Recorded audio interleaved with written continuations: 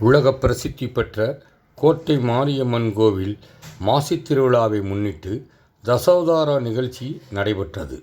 லட்சக்கணக்கான பக்தர்கள் விடிய விடிய சாமி தரிசனம். உலக பிரசித்தி பெற்ற திண்டுக்கல்லில் அருள்மிகு கோட்டை மாரியம்மன் கோவில் உள்ளது. இந்த கோவிலில் ஆண்டுதோறும் மாசித் திருவிழா நடைபெறும். கடந்த 13ஆம் தேதி கொடியேற்றத்துடன் தொடங்கியது. இதனை அடுத்து ஒவ்வொருவரும் தங்கள் நேர்த்திக்கடனை செலுத்தும் வகையில் அக்னி சட்டி எடுத்தல், தீச்சட்டி எடுத்தல் உள்ளிட்ட பல்வேறு நேர்த்திக்கடனை செய்து வந்தனர். திண்டுக்கல் ரேஷன் கடை நாகராஜன் என்பவர் 51 சட்டிகள் எடுத்து வந்து தன் நேர்த்திக்கடனை செய்தார். அதனைத் தொடர்ந்து திண்டுக்கல்லில் உள்ள பல்வேறு சமூகத்தைச் சேர்ந்த சங்கங்கள் மற்றும் பக்தர்கள் பால்குடம், முளைப்பாரி, அக்னி சட்டி எடுத்தல், கரும்புத்தொட்டு சுமந்து வருதல், மாவிளக்கு எடுத்தல் என பல்வேறு நேர்த்திக்கடனை செலுத்தி வந்தனர். திருவிழாவின் முக்கிய நிகழ்வில் ஒன்றான பூக்குழி இறங்கு நிகழ்ச்சியும் நடைபெற்றது. இதனை அடுத்து சனிக்கிழமை இரவு 10 மணி அளவில் கோவில் வளாகத்தில் தசாவதார நிகழ்ச்சி நடைபெற்றது.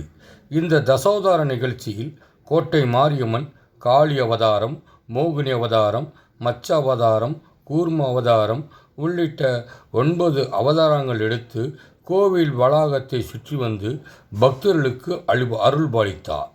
இந்த தசாவதார நிகழ்ச்சியை காண திண்டுக்கல் மாவட்டம் மட்டுமல்லாது பல்வேறு மாவட்டங்களிலிருந்து லட்சக்கணக்கான பக்தர்கள் திரண்டிருந்தனர். விடிய விடிய நடைபெற்ற இந்த தசாவதார நிகழ்ச்சியில் திண்டுக்கல் நகர் முழுவதும் மக்களின் வெள்ளமாக காட்சியளித்தது.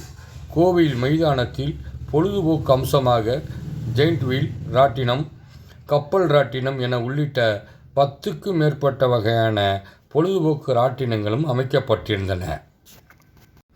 குறிப்பாக பக்தர்கள் அம்மனை தரிசனம் செய்துவிட்டு ராட்டினங்களில் சுற்றி தங்களுடைய பொழுதை கழித்தனர். இந்நிகழ்ச்சிக்கு கோவில் பரம்பரை அறங்காவலர் குழுவினர் மற்றும் காவல்துறையினர், தீயணைப்பு துறையினர் என